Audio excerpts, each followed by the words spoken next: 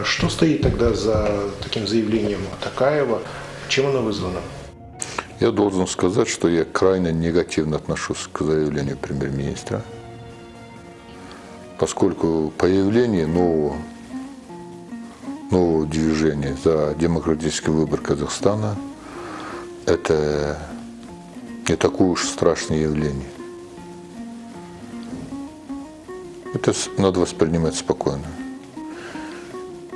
Также я не согласен с тезисом о том, что эти люди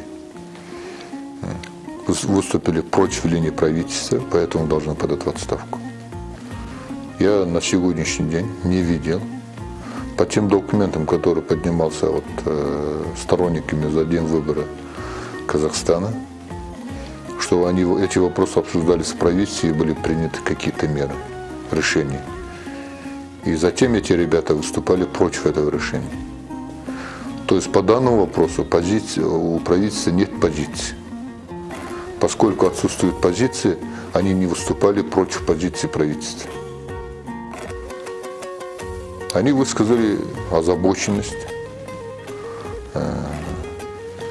предложили более ускоренный вариант развития политических реформ. Я думаю, что это нормально должно быть. И это даже вдвойне нормально, что об этом говорят люди, которые сегодня занимают ответственные посты, занимают ключевую роль в экономике. То есть это нормальный демократический процесс? Это нормальный, спокойный демократический процесс. Не надо будоражить общество, не надо будоражить людей и так напрягать. Я считаю, что идет нормальный процесс.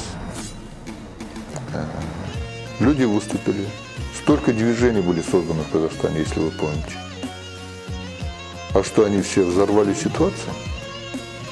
Сколько раз президент сам инициировал создание политических партий? Поэтому появление этих людей, то есть данного движения, ни в коем образом не угрожает внутренней политической стабильности Казахстана. Может, даже стабилизирует, сегментирует, потому что необходимость создания правой партии давно уже назрела. И можно сказать, что именно правая партия является убежденным сторонниками президента в рыночных преобразованиях. То есть, если я вас правильно понял, вы поддерживаете демократическое движение? Я позитивно отношусь к появлению такой партии в Казахстане, такого движения.